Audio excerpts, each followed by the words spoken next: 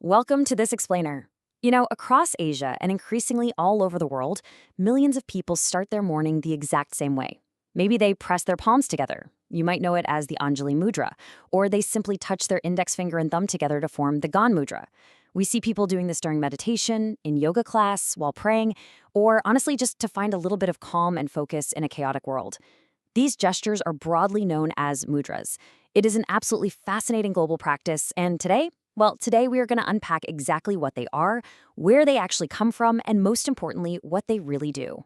So let's dive right into this, because we really need to talk about the elephant in the room. If you spend any time online scrolling through wellness trends, you have definitely seen some truly extraordinary, honestly kind of wild claims.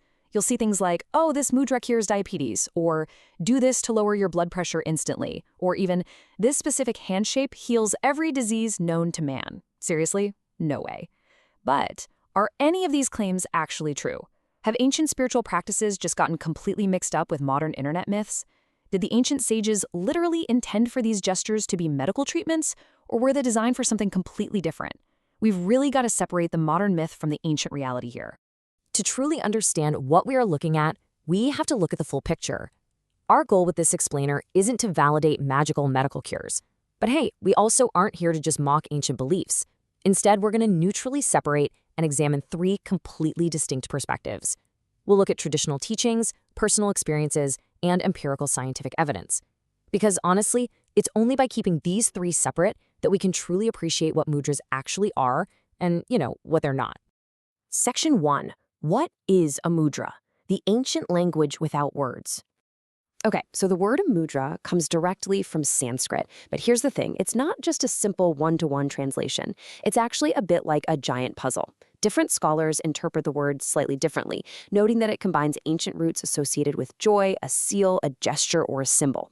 So rather than meaning just one specific rigid thing, the word evolved over centuries to represent profound symbolic positions that are used across all sorts of spiritual and cultural traditions.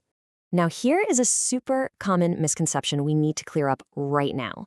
A lot of people think mudras are just finger shapes, just some hand gymnastics. But in classical traditions, mudras are way, way broader than that.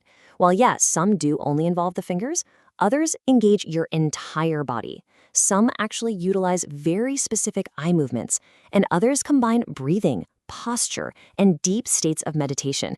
It's the whole shebang. It's truly a full-body discipline, not just a quick hand exercise. The really crucial point I want you to take away here is the whole concept of communication. Think about it. When you meet someone and they flash you a big smile, they don't have to say a single word for you to immediately understand their emotional state, right? Well, ancient Indian traditions basically took that natural human instinct and developed it much, much further. Every single mudra came to represent a particular state of mind, a deep philosophical concept, or a specific spiritual intention. They essentially created a highly sophisticated language entirely without words. Section 2. The history of symbolic gestures, from ancient India to global practice. The journey of mudras is just fascinating, and it developed gradually over centuries. The earliest references actually show up in ancient Indian texts that are associated with yoga, meditation, and tantric traditions. Then, over millennia of expansion, as Buddhism began spreading out into Sri Lanka, China, Tibet, Japan, and Southeast Asia, mudras traveled right alongside it. And actually, this is exactly why you'll see ancient Buddha statues across all these different countries displaying carefully chosen hand gestures. They're communicating teaching, or compassion, or fearlessness. The idea literally spread like wildfire. And then, as time went on, mudras were integrated into classical Indian dance forms like Bharatanatyam and Kathakali. They became these incredibly sophisticated storytelling tools. A dancer could hold a specific hand position to represent a mountain, a flowing river, the moon, or even abstract concepts like love, anger, and victory. They could communicate entire, sweeping epics without speaking a single syllable. And as a quick fun aside, if you've ever watched pop culture hits like Naruto or seen Doctor Strange in the Marvel movies, those intricate hand seals those characters use to summon magic, they are directly inspired by these exact ancient classical gestures. How cool is that? Section 3. Why were they created? The 4 original purposes. So why did ancient sages create these in the first place? Well, ancient Indian philosophy viewed the body, the mind, and the spirit as deeply interconnected. Because of this, mudras served four very distinct purposes. First off, they acted as physical reminders. Just forming a gesture reminded the practitioner of the exact mental state they wanted to achieve. Second, they created physical consistency.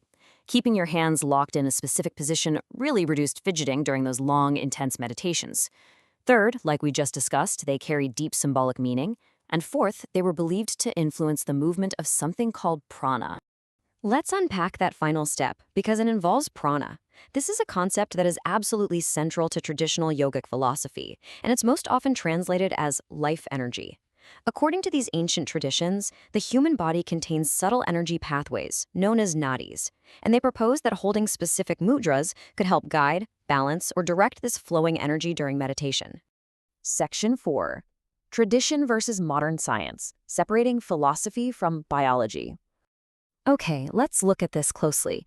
Traditional yogic philosophy proposes the balancing of these subtle energy pathways, but modern empirical science?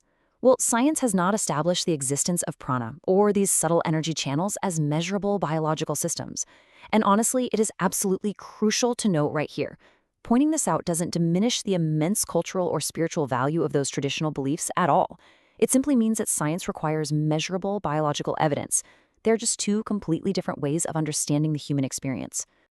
Ultimately, it comes down to this. One perspective is deeply rooted in ancient philosophical traditions, while the other relies on empirical, scientific investigation. And you know what? Recognizing this clear distinction is incredibly powerful. It allows us to deeply appreciate both perspectives and respect the history and the culture without getting confused and mistaking ancient philosophical beliefs for modern medical treatments. So if you take one major thing away from this explainer, let it be this. Mudras are absolutely not magic tricks.